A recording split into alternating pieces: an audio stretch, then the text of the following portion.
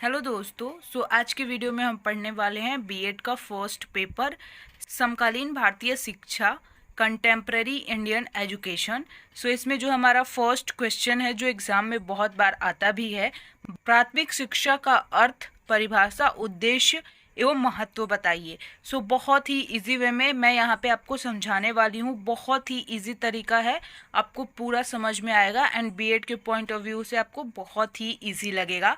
Easily exam में आप इसको लिख सकते हो। थोड़ा सा मेरा हैंड राइटिंग उतना अच्छा नहीं है तो प्लीज़ आप मैनेज कर लेना, सबका एक जैसा नहीं होता है।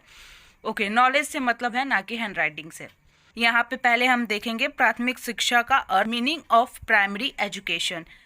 प्राथमिक शब्द का सामान्य अर्थ है प्रारंभिक या मुख्य। इस प्रकार प्रारंभिक शिक्षा का अर्थ हुआ प्रारंभिक या मुख्य शिक्षा। प्रारंभिक शिक्षा इसलिए क्योंकि बच्चों को प्रारंभ में दी जाती है, तथा मुख्य शिक्षा इसलिए क्योंकि यह भविष्य की नींव होती है।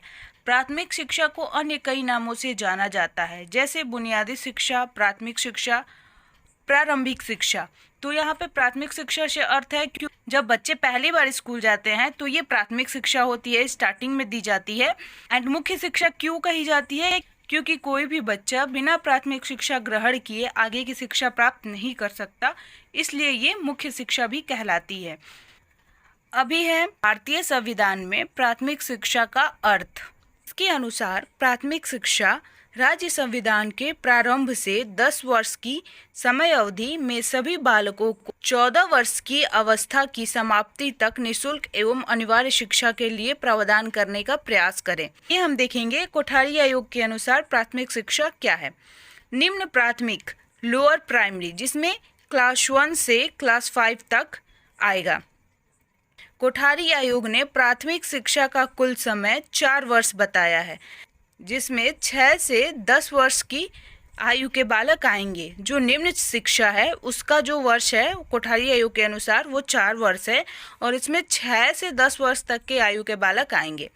उसके बाद है उच्च प्राथमिक, हायर प्राइमरी। इसमें क्लास 6 से क्लास 8 में बच्चे आएंगे। इसमें उच्च प्राथमिक का कुल समय 3 वर्ष बताया गया, जिसमें 11 से 14 वर्ष तक के आयु के बालक आते हैं। अभी चलते हैं पंचवर्षीय योजना के अनुसार प्राथमिक शिक्षा। पंचवर्षीय योजना के अनुसार प्राथमिक शिक्षा को 2 भागों में विभाजित किया गया।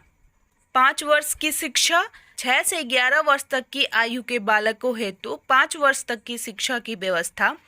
3 वर्ष की शिक्षा, 5 वर्ष की शिक्षा पूर्ण करने के बाद आगे 3 वर्ष तक की शिक्षा, कक्षा 6, 7, 8 की व्यवस्था, जो इस प्रकार है। पहली से 8वीं कक्षा तक के समस्त बालकों को निःशुल्क शिक्षा प्रदान की जाए। प्राथमिक शिक्षा की समयावधि 8 वर्ष की होगी। संविधान लागू होने के 10 वर्ष के अंदर ही 6 से 14 वर्ष तक की समस्त बालकों को निःशुल्क एवं अनिवार्य शिक्षा उपलब्ध कराई जाएगी। अभी हम देख लेते हैं प्राथमिक शिक्षा के उद्देश्य। ये बहुत ही ज़्यादा इम्पॉर्टेंट है, ये आपके एग्जाम में शॉर्ट क्वेश्चन में भी पूछ सकता है। अगर लॉन्ग में पूछता है तो आप इसका हेडिंग बना लो, उसके बाद आप खुद से भी लिख सकते हो। प्राथमिक शिक्षा का उद्देश्य है चरित्र एवं व्यक्तित्व का विकास करना। एकदम सच बात है, जब हम शिक्षा ग्रहण करेंगे तभी हमारे चरित्र का और व्यक्तित्व का विकास होगा। विज्ञान तथा तकनीकी के महत्व को समझाना, ये प्राथमिक शिक्षा का दूसरा महत्वपूर्ण उद्देश्य है। आप इसको हेडिंग बना के भी लिख सकते हो लॉन्ग में, एंड शॉर्ट में पूछ रहा है तो आप इसको ऐसे डायरेक्ट भी लिख सकते हो, जैसे आप चाहो आप लिख सकते हो। अगर लॉन्ग में लिखना है तो आप इसे हेडिंग बना के 2-3 लाइन इसमें लिख दो। ठीक है, अभी आगे चलते हैं। प्राथमिक शिक्षा के उद्देश्य में जो नेक्स्ट है वो है परस्पर सहयोग की भावना विकसित करना। जो चौथा है राष्ट्रीय प्रतीकों के प्रति आदर की भावना विकसित करना। जैसा कि आपको पता है, जब हम छोटे थे 1, 2, 3, 4, 5 क्लास में पढ़ते थे, तब हमें हमारे राष्ट्रीय प्रतीकों के बारे में बताया जाता था, उनका रिस्पेक्ट करना सिखाया जाता था। तो सेम उसका वही उद्देश्य है। प्रथम भाषा, मातृभाषा का ज्ञान कराना।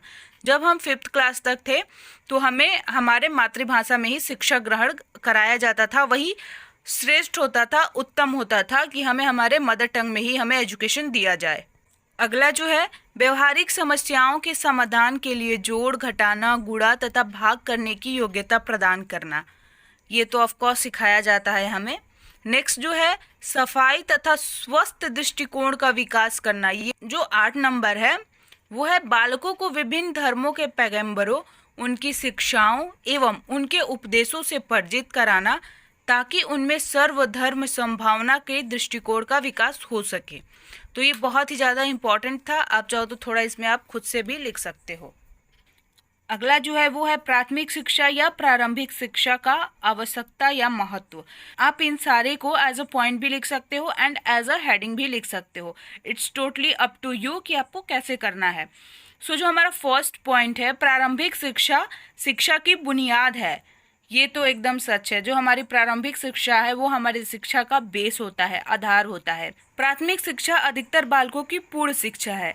इस लाइन से हमारा ये मतलब है कि हमारे इंडिया में बहुत से लोग बहुत पढ़े लिखे नहीं हैं। कहने का मतलब ये है कि जो प्राथमिक शिक्षा है, जो क्लास 8 तक का एजुकेशन है, वो हमारे सामान्य जीवन के लिए पूर्ण है। यही कहा गया। अगर कोई बच्चा क्लास 8 तक भी अपना एजुकेशन लेता है तो वो पूर्ण शिक्षा मानी जाती है। लाइक वो अपना सिंपल जीवन जी सकता है। ऐसा नहीं कि उसको कुछ ज्ञान नहीं होगा, ठीक है। वही यहाँ पे बोला गया है कि प्राथमिक शिक्षा अधिकतर बालकों की पूर्ण शिक्षा होती है। हालांकि हमें हायर एजुकेशन तक जरूर अपने एजुकेशन को कंप्लीट करना चाहिए, क्योंकि हायर एजुकेशन से हमारे अंदर ठहराव आता है, हमारे बुद्धि का विकास होता है, हमें चीज़ें और भी डीपली और समझ में आती हैं। हम किसी भी चीज़ों को 1000 तरीक़ों से देख सकते हैं, अपना पॉइंट ऑफ व्यू रख सकते हैं। इसलिए हमें हायर एजुकेशन ज़रूर लेना चाहिए। ओके, जो 6 नंबर है वो है निरक्षरों को साक्षर बनाने में सहायक, दैनिक जीवन की आवश्यकताओं की पूर्ति करती है, राष्ट्रीय विकास एवं राष्ट्र की उत्पादन में वृद्धि करती है, अंतर्राष्ट्रीय सद्भावना का विकास एवं स्वशिक्षा। ये रहा आपका आज का टॉपिक। आज के वीडियो में इतना ही। मिलते हैं अगले वीडियो में। तब तक के लिए आप अपना ध्यान रखना, मन लगा के पढ़ना। बाय।